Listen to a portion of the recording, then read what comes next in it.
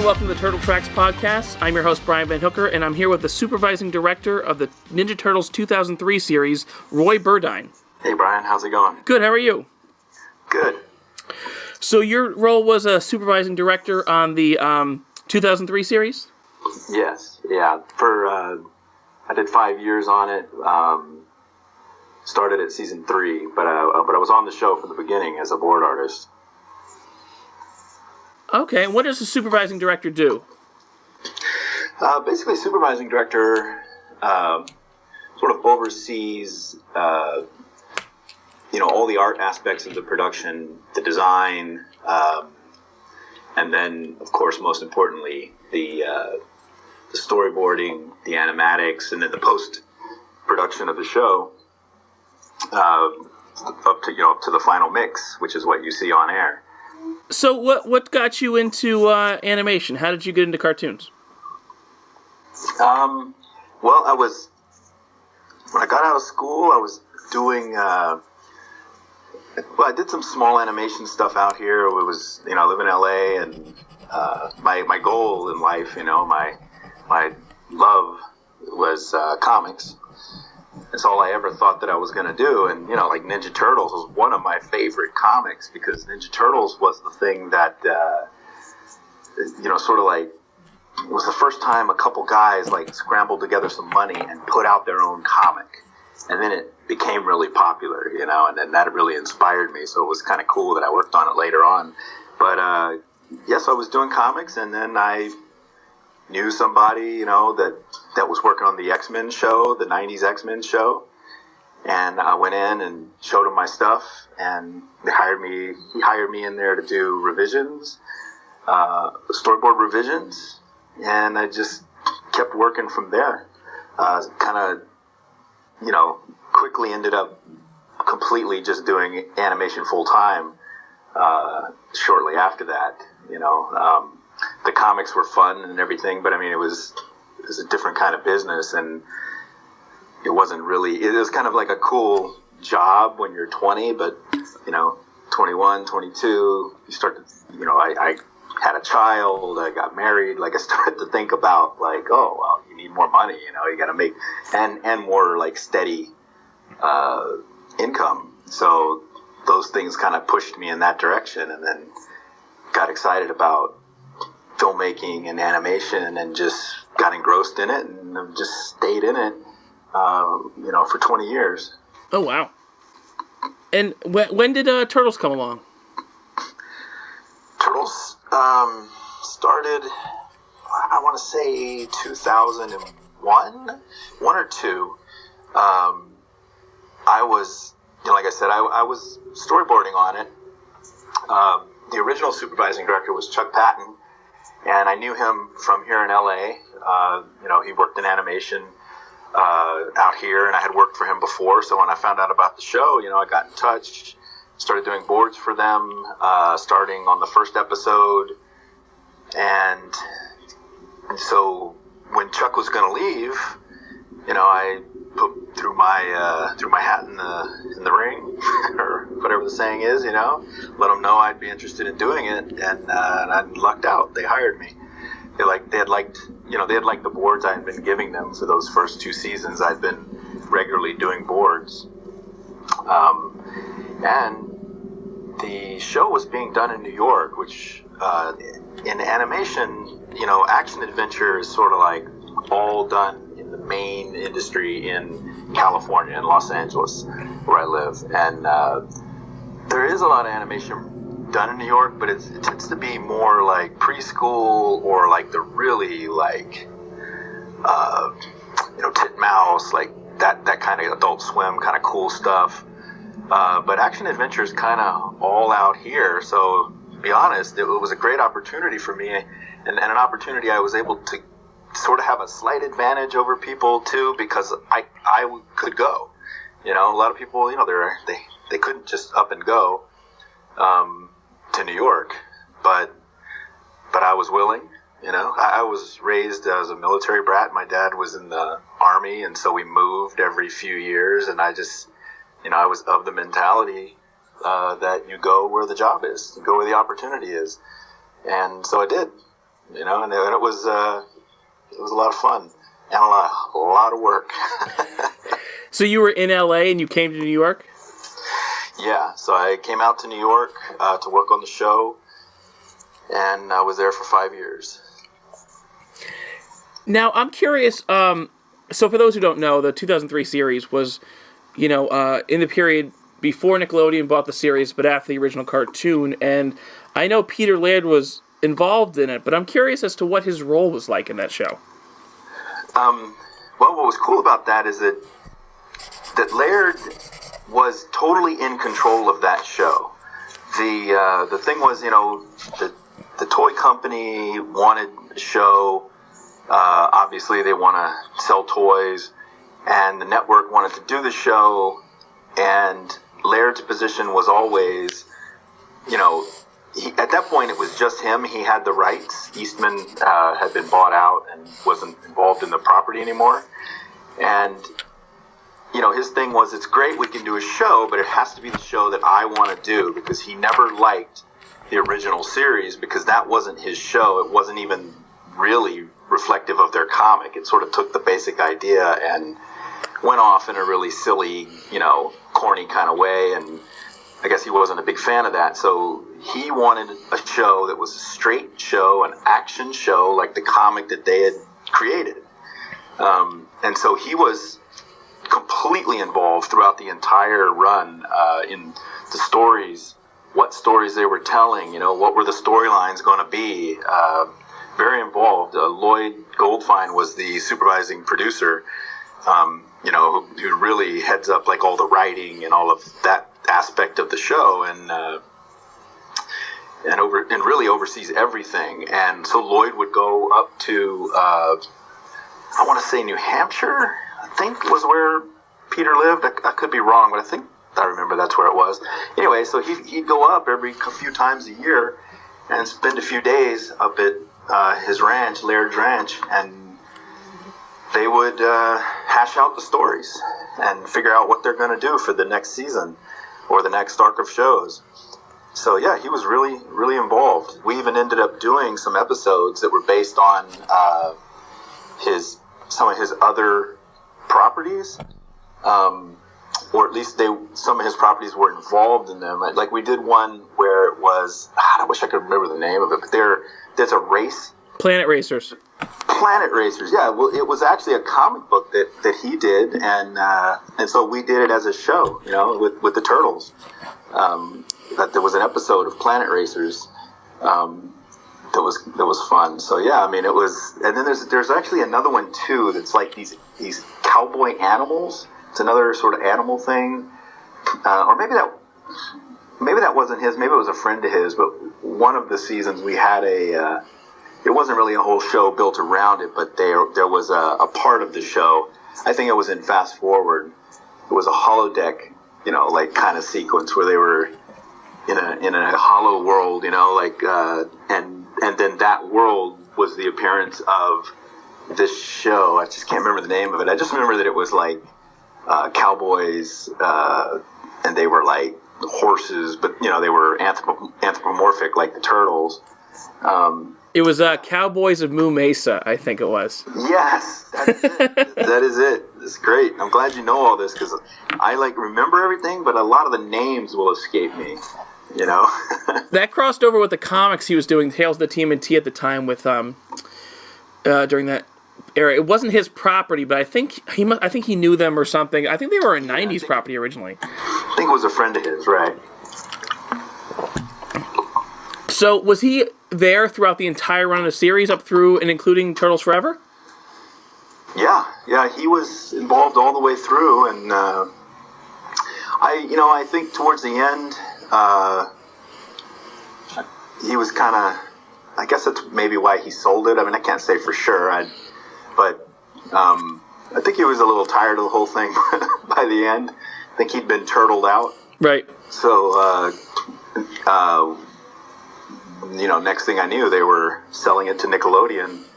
And that sale happened, literally, the last thing we did was the TMNT Forever, the team-up movie with the 80s Turtles and the and then the 2003, Action Turtles. And right at the end of that is when the sale happened. So it immediately just went from us to Nickelodeon. I even think that it was Nickelodeon that actually put that DVD out and not 4Kids. Even though it did run on 4Kids, I know, as a like a 3-part block. But yeah, no, he was there up until the end. Up until he sold it, he was involved. I think you might be right, because I was just watching that last night, and the Nickelodeon logo was at the end, and I was like, oh, wait, Nickelodeon had the property for this? I didn't realize that. Yeah, because we started out doing it for 4Kids, and then the sale happened, so by the time the thing was, finished, post was done, it was owned by Nickelodeon. And so oh, wow. All of the masters went to Nickelodeon instead of 4Kids, and then they owned it from there out, which, I was excited that they put it out, for years. That the DVD was in Target and everywhere. It may still be, but, I don't see it as much anymore, but I used to see it all the time in stock. Like, they were obviously selling this thing, because a lot of times when a big company comes in and takes over something, they sort of get rid of the stuff that was being done by the other people. Mm-hmm. And that didn't happen. They liked it. They put it out on DVD. They promoted it. I think it was just last year, or maybe it was the year before, but they even did a whole special where they ran the whole series on Nickelodeon. Oh, that I didn't know. Yeah, it was crazy. It's like, wow, we're on Nickelodeon. I think Nickelodeon has done a pretty good job of really embracing the history of the show, of the series, anyway. They've been really smart about it, yeah, definitely. And, it's interesting. I don't know. It's ironic that Turtles is done out here now, but I really don't know anybody that's involved in it. But from what I've seen, it stayed really true to the comics and to the old cartoons, our version as well. I was shocked. Recently, I found out Bishop was in the new show. I didn't even know that, because I watched the new show when it came on. I thought it was really beautiful. It was cool, but I was a little kind of done with watching Turtles after all that time. So I really liked the look and everything, and the execution was just terrific. But I didn't watch the episodes, after maybe the first few. So then I learned, Bishop is in their show. I was like, wow, because Bishop was really, one of my favorite characters, because it was a character that I actually had a lot of involvement in developing that character, because he wasn't even going to be a character in the show. It was just literally there was a scene that had to do with the invasion of the Triceratons at the beginning of was it the beginning of season 3? I think so. Or was that the end of season 2? Well, somewhere in there was the Triceratons invaded Earth, and he had a scene. He really didn't have much to do with anything, and then I was like, oh, this guy's really cool. We should do this stuff with him, and I wrote out all this stuff, and then they ran with it. So to see him evolve. And then everything with Fast Forward that had to do with Bishop was all my idea. It was Bishop's now going to be the president, it should be ridiculous. You go to the future and this guy is, because he was never really a bad guy. He's just he's a guy who's trying to protect the Earth, and he's doing what he thinks is right. It just puts him kind of in a bad place most of the time. But in the future, and where they're involved with other races and other planets and all those civilizations, well, he would still be around. That's literally what he was doing from the 1800s forward. So, of course, in the future, he should still be around, and he should actually be the leader of the planet. Probably the guy that opened up all of this communication and interaction with the aliens. So, yeah, that was a lot of fun. But, yeah, they've kept the show really, really close to to what it is. They didn't get in and do something just completely, outrageous with it that has nothing to do with what had come before. And they also stayed very action adventure with it, because we were getting a lot of pressure, and the reason actually that Fast Forward came about was the show had gotten really serious and actually really violent. There's a show where we cut off the Shredder's head, and about that point, the toy company and everybody just like got together, and they were like, okay, like this thing's just gone out of control. Like we're trying to sell toys, and what we want is cowabunga and pizza, and you guys are cutting people's heads off, like you know. And they wanted to do something new with the show, and the push for the toy company was always Pizza Cowabunga, the 90s series. That's really what we want. And of course they couldn't just have what they wanted, because Peter Laird had the power to say, no, you know, that's not what we're going to do. And so he held out, and there, you know, so there was some like some give and take. I mean, he did give in, you know, to like try and give them, you know, maybe we could change the tone of the show, we could do something different, try and push it into the area of things that, you know, that you guys are looking for. And, you know, so we actually pitched some different ideas about how to do the show. And then they came out of that meeting with Fast Forward. They're like, well, we've got this idea that they'll go to the future. Because what I had been pitching was to sort of re-envision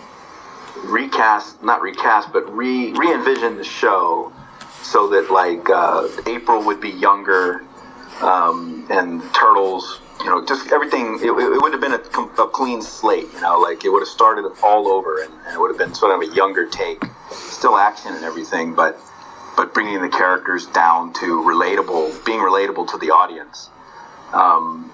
Which that's sort of how Cody came about. Was they're like, well, we like that idea, but let's just have another guy.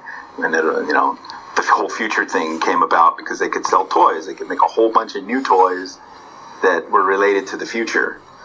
And so that's how that ended up happening. So did it feel like when it switched to Fast Forward, like was the feeling that it kind of watered it down, or would you prefer to start over fresh? Because the tone definitely does shift.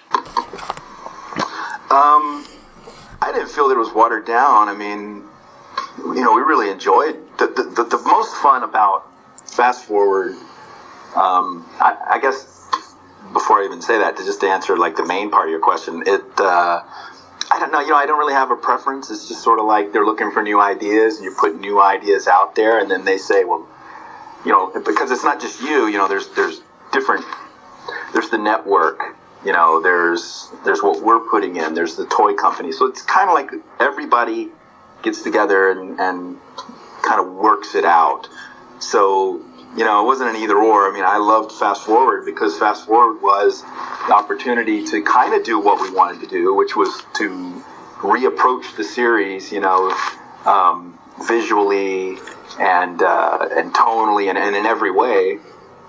But it was still technically going to be, you know, continuing from where we were, you know, the chronology of everything. So that was fine. Yeah, and I really loved it because I really, that was when I got to get in there and like do a lot of design stuff that was a lot of fun, and just kind of streamline it. And you know, we did some things with the future, the look of the future. That's when we started doing our backgrounds digitally and taking advantage of like doing things vector so that they had a very, you know, like clean linear look, as opposed to like the original series. The way that it was done was all like hand drawn, very gritty looking. So we needed a way to make the future different from the present. And I figured, well, if the artwork itself is sort of like, you know, coming from technology, then that's going to lend to that look. So yeah, I didn't feel like it watered it down. I really enjoyed it. I mean, you said it the wrong way, but I just mean like you know, it's facing a sort of similar thing now, Turtles, like where the series got really dark. Like they killed Splinter in the new cartoon and a bunch of other stuff, and then it was like, I guess they tried to reboot it a little bit, and then they said, okay, let's drop this show and let's make a new show. And so it sounds like you guys face a similar point where it was like, you were almost going to relaunch the series. Instead, you were able to continue on and continue telling their stories, but reformatted a bit too. Yeah, because I mean, part of what I was trying to pitch was still in the series that we did, which was like we could streamline, the just in terms of like visually, we could streamline the look of the show. There's things visually we could do, to make it different. And more, like kind of relatable to the cartoons that were going on at the time, so that stuff really was still in what we did, with the visual part, the art part of Fast Forward. So talking about Fast Forward and Bishop, honestly, I gotta say and I really liked Fast Forward. It was lighter and fun, but one of my favorite things about it, if not my favorite thing, was Bishop and the fact that you guys never took the obvious expected turn of, oh, he's really a bad guy. Right, yeah, he literally really became a good guy. It was great. I was so surprised by that. We just wanted everything to be different, and I think, at that time I was lucky because they kind of went with all my ideas for Bishop, which was awesome, because they had gone with a lot of the ideas that I had originally. But what would happen, so when I first came on the show, I'm super inspired, and every time we would get first we get like it's just sort of an overview of the show. It's like a synopsis of what the episode's going to be, but it's pretty detailed. I mean, sometimes they can be like a few pages long, and then I would read this and I would get a bunch of ideas, and then I would go and I'd be just like rattling off all these ideas, and then I would give them to Lloyd, and then like it would get filtered into what they were doing. He would take ideas and things that they liked and put them in, but it wasn't like they took what I did and turned that into the show. And so after a while, I was like, well, I'm really busy, and it doesn't feel like enough of that stuff is really getting through that I'm pitching, so it would just be better to not waste my time anymore. But the only place where that was not the case was with Bishop. It was like so much of the Bishop stuff was, directly came from my ideas, like him being from Area 51, the fact that he's been around for a long time, the fact that he's a clone, the fact, like all of this stuff, these were all things that I had come up with, and luckily enough, I pitched them in there, and Lloyd went with them. Well, he's become a really, like, a staple Turtles character now. Not only is he in the new cartoon, but he's also, like, a major factor in the current IDW comic books. I gotta look that up. I didn't even know he was in the comics. He's very similar to, the Dark Bishop of that cartoon. In the new in the new cartoon, the CGI one, he's like an Utrom in that show. Yeah. But in the comic books, he's very much like that Bishop. The one in the show. Yes, the original. He's very much like the original Bishop in the current comic books. Right. Oh, okay. Yeah, I gotta check that out. That's pretty cool. Yeah, they've done well with him. Yeah, he was a fun character, like him, and then sometimes we got to do some characters that were things that I really liked from the comics, and then we got to really run with, like the Rat King was great. Loved doing the Rat King, and then Nobody. When we had a Nobody episode, I was so excited because it would just be like, this is great because I get to do Batman basically. Yeah. I even like that there was some jokes in the first episode of Nobody where they kept saying how familiar he seems, and they kept dancing around the idea that it's basically Batman. But yeah. I mean, I was really pushing. I really was pushing his costume so that he basically would just be a shape. There's a little bit of highlights in there, but I was trying to get it so there would be as few as possible, so he would just be, a shape, a shadow. Yeah, and they've done some interesting stuff now. Also in the same comic with Nobody, and I think Angel occupies that title now. So. Oh, really? Yeah, they've done some cool stuff with it in the comic, and it was like it's weird because I think sometimes the 2003 series isn't as like paid attention to as the original series, but in both the newest comics and the most recent series, there's been a good amount of influence. Like Hun shows up in both of those things too. That's great. Yeah. You know what we were trying to do with Hun in the TMNT Forever. Now I can't remember the name, but I'm sure you might remember it. There was a bad guy turtle. Slash. Was it Slash? And we wanted Hun to become Slash. So the original design for Hun when he got turned into a turtle was really like based on that design. And then I don't know why, but they were like, no, he can't be that character yet. At that point, there was still the possibility that we were going to do more seasons. So they were like, if we do another season, we'll develop him into that character in that season. But yeah, our original idea was to literally just make it so you'd watch it and go, oh shit, that's Slash. Oh, see, I thought that when I saw it, I didn't know it was like officially going in that direction, or if it was just like a slight homage or whatever. Well, yeah, we really wanted to do it, and they didn't want to go so far with it, so it was kind of like, in between. But the plan would have been that he would. That's literally what he would become had we gone on after that. So, was the plan to make Back to the Sewers and then Turtles Forever and then resume episodes? Yeah. Oh. Yeah. So, like, back to the sewer, I guess, would have continued. But it was in November of 2008, basically when there was the big crash on Wall Street and all that. It affected the company. The company had been kind of like taking some blows over the course of the years because, like, when we started out, they used to do Pokemon. This is for kids, and so they had Pokemon, and they had a few other like really popular ones that they would take and they would translate, and they also had the afternoon block on Fox. So the first thing that went was that afternoon animation block. Fox decided that they could make more money just like licensing, out that stuff that time to other shows, and so they got rid of that, and so that took out a lot of their programming time. And then the Pokemon company in Japan, when they got to the end of their current contract at the time, I guess they figured, you know what, we could do what they're doing.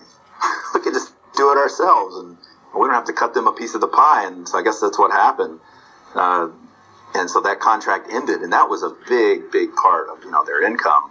And then once that financial crisis hit, that really was like, I think, like the last straw, the last blow. And so then we found out the show was going to end with Turtles, where we finished in December of that year, and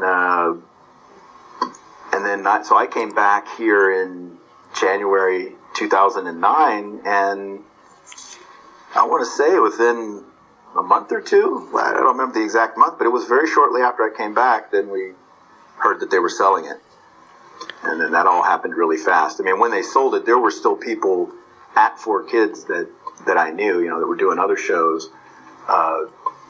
Like our production manager, he sent over all of the assets to Nickelodeon himself.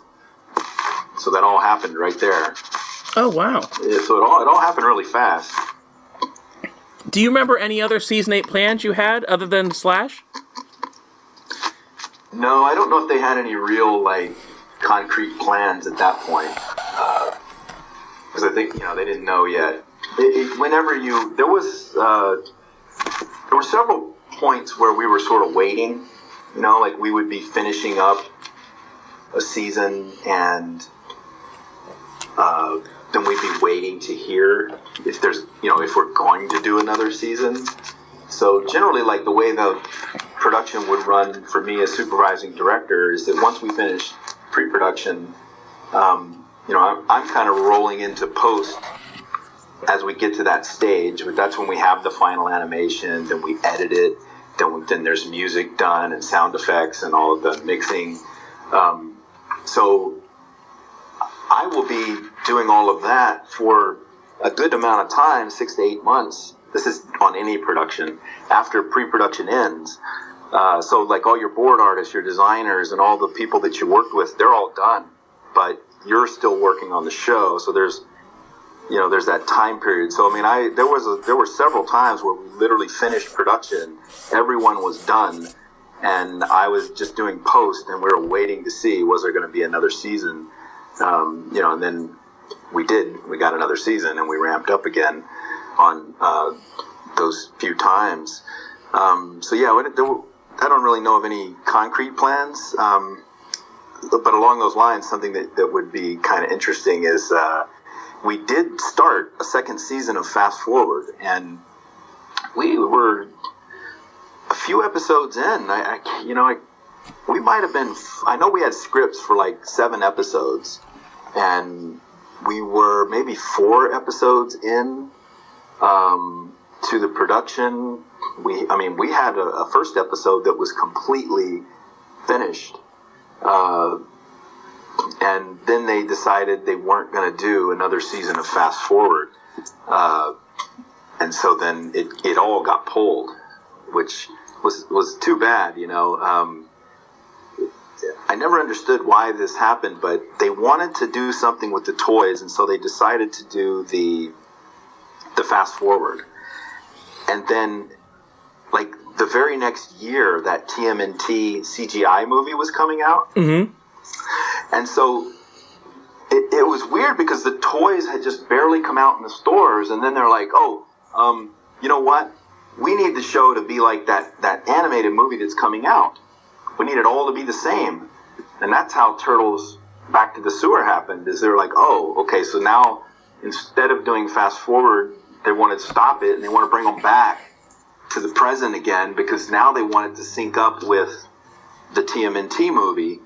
So, like, to me, it's like, wow, like, I'm shocked. Like, no one really planned all this out, So I thought Fast Forward kind of got shortchanged because of that. It got that one season, but the stuff we were working on just got completely shelved, and then we went into Back to the Sewer, which isn't that easy, because they basically said, well, we still want it to be, we want it to be Fast Forward in terms of the look and the tone, but we want to bring them back to the modern time period.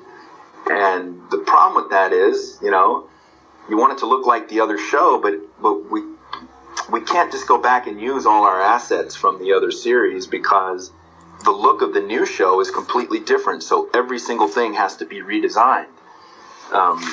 So it was a lot of work. I think really Back to the Sewer was the only one that I was not really completely happy with.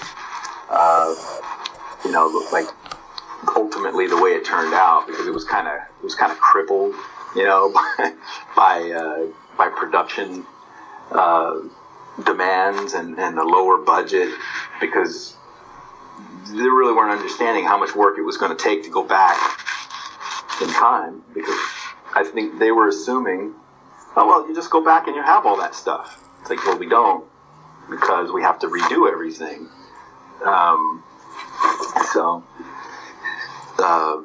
But yeah, that's how that happened. And I really was kind of disappointed that they didn't think out the whole process a little better, so that it could have worked a little better, Yeah, that's one of my questions was, like, because it kind of, Fast Forward is getting going, it kind of stops, and was the plan always to bring them back to the present day, or it wasn't? Well, at the time we did Fast Forward, all we knew was, they wanted to redo the show, and this was going to be the show. So, we never considered that they would ever go back in time. It just wasn't something we were thinking about. It's like, okay, they want a new series, they want to put them in the future so that there's completely new toys to develop, and that's what we're doing. And we went right out of the first season into the second season, started doing those episodes, and then chain got yanked. Now, was that a similar thing that happened with the Ninja Tribunal season? The Tribunal, I'm not 100% sure even what happened there. That was whenever the whole issue came down that the show had become too dark. The toy company really wanted it to be, they really just wanted the 80s Turtles. And so those shows had been done and they were supposed to come on. But because the toy company wanted this fast forward, we ended up going into production on fast forward, and then they didn't show the other ones. And then as soon as it was done, fast forward came on.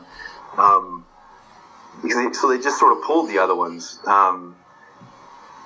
But they did eventually air them whenever they, needed to fill some time. But yeah, that was kind of a weird thing. But it was part of that. It was just part of the whole idea that, like, they wanted to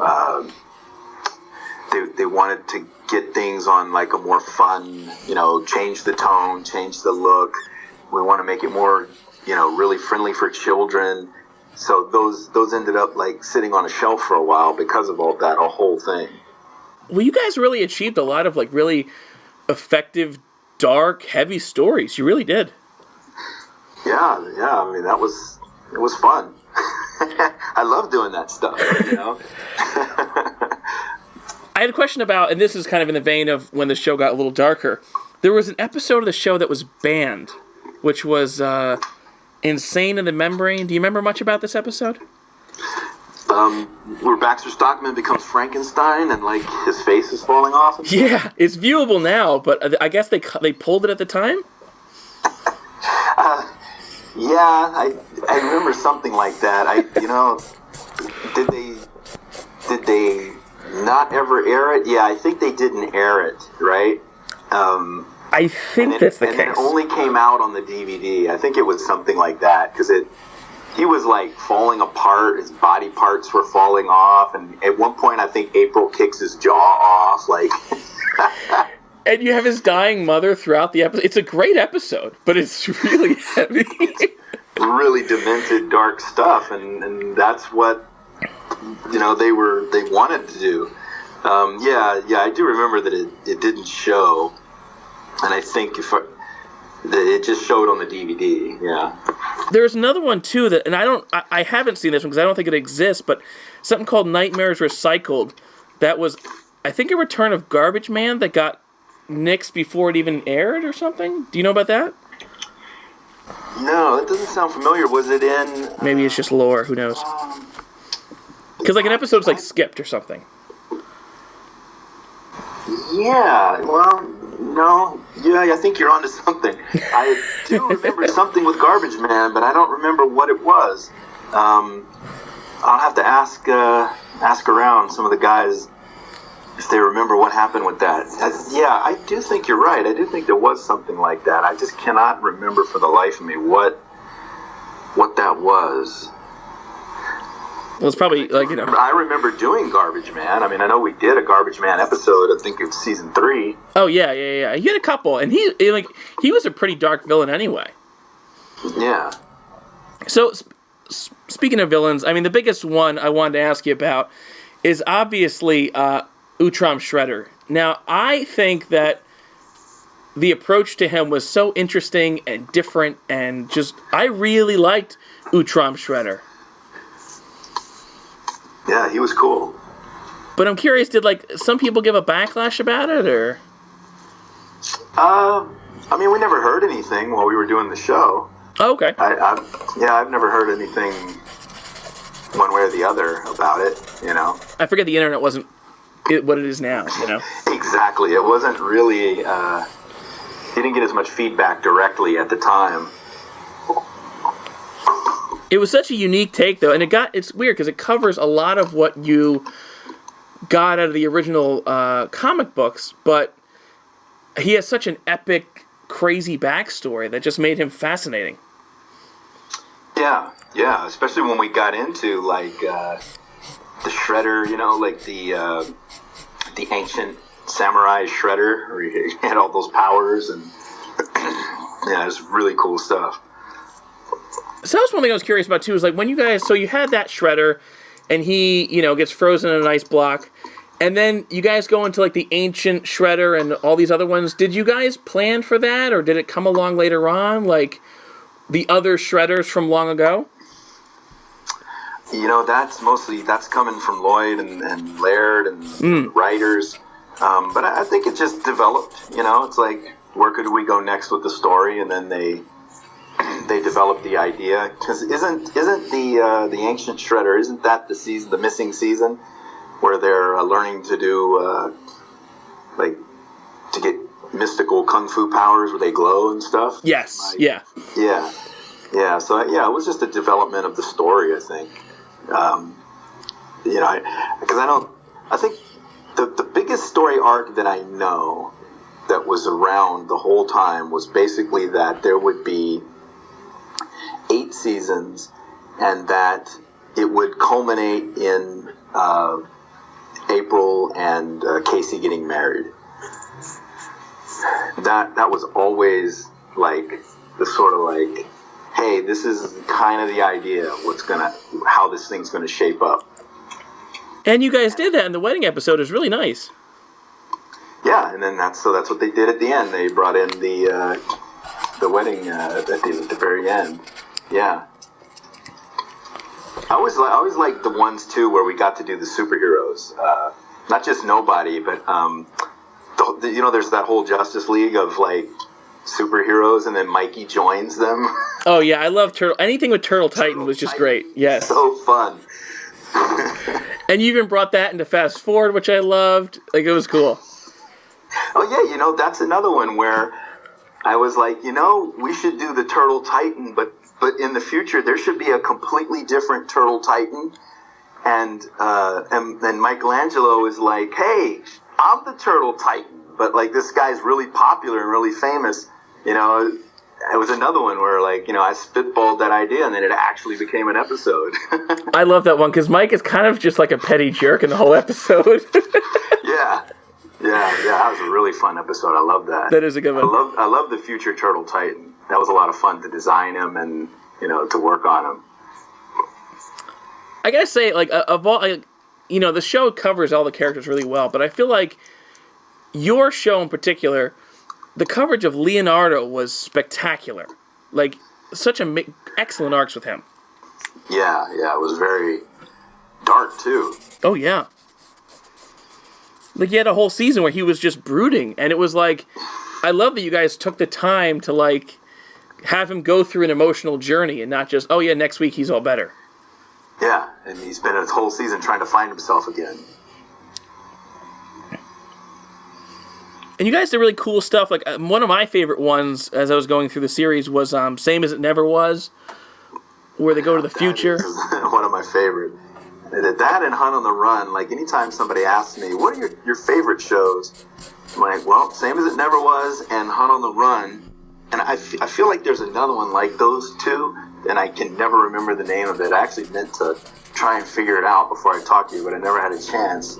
Was the other episode that you liked was Exodus? Because that one moves like a crazy action movie. Which one is it? Exodus. It's like right when... That's the final appearance of Cherrelle Shredder before... when he gets on the ship, the rocket ship? Yes. Take off, and they have this giant fight. Yeah, I got this man. I wish I could think of his name, but I got this board artist to do an episode, and he's this like incredible board artist and does all this stuff for, like, at the time, Kim Possible, and really like that sort of Batman the Animated Series and Kim Possible, like that really slick style, very much different than our show. And I was able to get him to do an episode because, ironically, he had he told me that he had done Turtles. The old series was like his first job. So he really thought it would be cool to do something, on the Turtles, and he just did this one episode, and so that is just him going off. I love that episode, but it isn't like Hunt on the Run and Same as It Never Was were. Part of the reason I love those is they're really cool stories, but they're also there's a couple of times where I feel like I was able to just go in and really take this story and shape it into, something that really moves like action. And so that's why I feel like that. Like the other one was, but it was a little bit different. It's really funny because when we sent his boards to Korea, they were kind of like, these are very different than than what we're used to looking at. The drawings are very different than the show because they had that cartoony action look. Oh wow! But and I love that episode. That was great. So I wanted to, before we wrapped up, I really wanted to talk about Turtles Forever. So how did Turtles Forever come about? Well, I guess it was just the same idea, the toy company I know was always pushing to do the 80s Turtles. Oh, so you just gave them that? So I guess they got together and everybody decided, well, why don't we do a DVD where the original Turtles meet the Ninja Turtles, and then so that's what they did, and that was pretty exciting. Yeah, that whole... We actually went and we found a lot of the original background paintings and character designs and things, as much as we could dig up from the original series, and use those, even as what we sent to Korea to work from, so that, as much as possible, they would be working off of, authentic stuff from the original series. Once we went into the original series, we went into their world. We wanted that to really look like it, because if it's us looking at it and then doing a reproduction, it's just going to be one level removed. So as much as we could, obviously we didn't have all the assets, but for as much as we could get, we used the original stuff so that would be reflected in the show. And my favorite part of that is doing the black and white Ninja Turtles from the comics. Oh, yeah. That might be one of the coolest things that I've got to do in animation, period. Yeah, that whole thing is it's such a I'm really curious about how you guys decided what those characters, what the original Mirage Turtles sounded like. Yeah, that's mostly Lloyd. He just, he was hiring the voice talent, and I think they were just looking for, something that was more gritty. Oh yeah. And the backgrounds to the 80s show, they really do look like the show. Yeah, they really did a good job. So we were able to come up with quite a bit of reference from the original show, so that helps. Because whatever you send overseas, you'd be shocked. They can mimic it perfectly. So that's why we wanted the original stuff. One of my favorite things about that movie is, and I'm a Donatello fan, so you kind of get the idea that the original Donatello, even though he's kind of goofier, is vastly smarter because it's much less tethered to reality than the newer Donnie. Yeah, everything is it's a flashlight. Yeah. So it was really silly, but he could do things that the 2003 Donnie could never fathom, just because... Yeah, that was cool. He had that's where he has the little light bulb, or the little light flashlight thing. Yeah, the portal stick, yeah. And he can do these things that are in no way connected to anything real, so he can just do that. He'll make it dimensional, whatever, and it's just fine, because that's what he does. Right, he uses tape. Yeah. He gets some tape, he tapes it up, I think he does that on the ship. Yeah, and he hits stuff, and then later on they have you're Donnie hitting the machine to make it work, and it works. Right. I also love the fact that Bebop and Rocksteady save all of existence. I love that. Yeah, stupidly. Yes. Because they pull out the cord. I've read where, like, I just read it recently. I don't know why I came across it, but there was some criticism of it that it was making fun of the 80s show as opposed to, like, homaging it so much. You know, because it was from the point of view of our modern turtles. And so they were just basically sort of like making fun of everything about the old turtles. You know, I gotta say, like, I've heard that too, and like having watched it again recently, and like, you know, I'm constantly watching the old cartoon. I mean, the only thing that maybe stretches into that territory is the mutant bananas that go to get April. Oh, yeah. Yeah, it runs in and grabs April. But the original show is really goofy. Like, it really is. Yeah. You didn't go that far. Like, I don't know, it seemed more loving. I really felt like it was. Yeah. Yeah, well, that's how we intended it. And I loved how, like, you guys closed out Shredder. Like, the Utrom Shredder felt dangerous. Right, because he's going to destroy the universe. Yeah.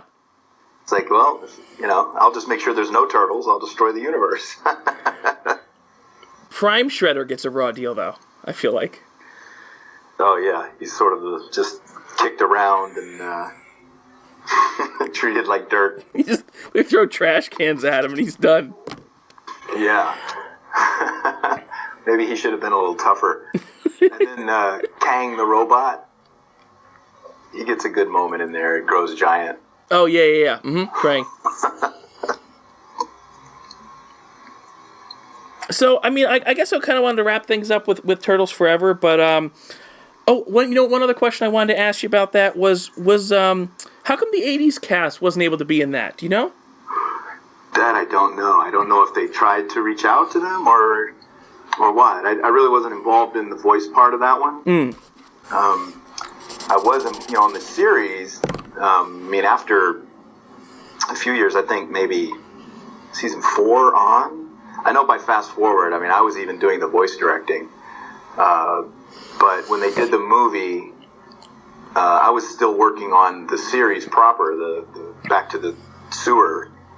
And then that went right into production, so it was a little crossover there. So I didn't do anything involved with the voices on the DVD. So I don't know. I don't know if they reached out to them or what. I don't remember hearing anything about it. I just remember them auditioning voices to try and sound like the old ones. They were trying to find people that could do a good impression. But I don't know.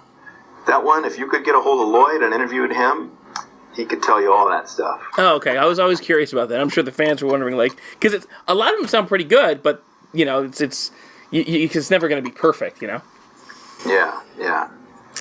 So I'm curious about the impact of this series. So I feel like have you heard much about it since then? Because it seems like sometimes it's a little bit neglected in the Turtleverse, where it was a great show for a lot of seasons for a cartoon.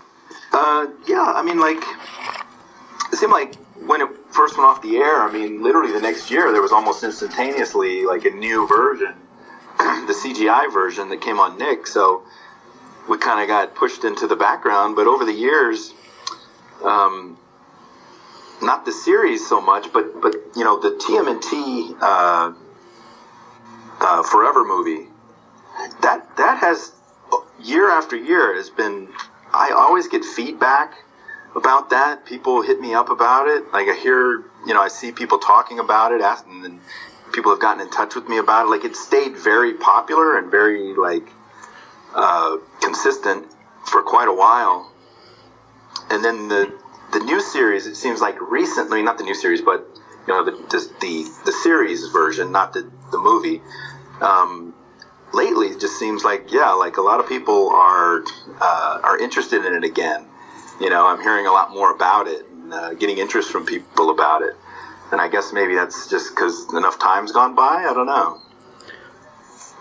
But for sure, I would say that the TMNT Forever is the thing that has really been pretty strong, like year after year, since we did the series. Well, it is a really strong crossover. Like, and actually, they recently did crossovers in the newest cartoon, back to the 80s cartoon again, and there are cool things about that. Like, it has the original cast, but, like, what's cool about Turtles Forever is, like, it's like a movie. It has a lot of time to breathe, and it's a lot of, like, it really is really well-paced and thought out. Yeah, they did a good job writing it. I really enjoyed that. So, my last question is, who's your favorite turtle? My favorite turtle? Man, that's tough. Because I can think about each one and know why that's my favorite. But probably Raphael. Just because, he's the tough guy. And you guys did have a great Raphael. But I like Mikey. I like them all. So I would say Mikey and Raph are my favorites. And then if I had to pick between Mikey and Raph, maybe I would go Raph. It's hard to choose. It is, because they all are one thing to me. It's oh yeah, they're one the aspect. Each one is an aspect of the greater thing. So I mean, like that really covers things. I wanted to quickly ask you: is there anything people can do to find out more about you? Well, I have a website. You can look me up, royburdine.com. Or Twitter, Instagram. I'm on all that stuff. But I have a new webcomic that I'm doing.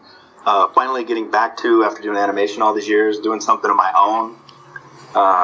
Like super excited about how now on the internet there's a way to create something new and put it right out to an audience. Literally you finish a page, you can get it to your audience. And so I'm enjoying doing that and going to be doing that for the foreseeable future. That's called Aftermen is the name of the comic, and the website is aftermencomic.com.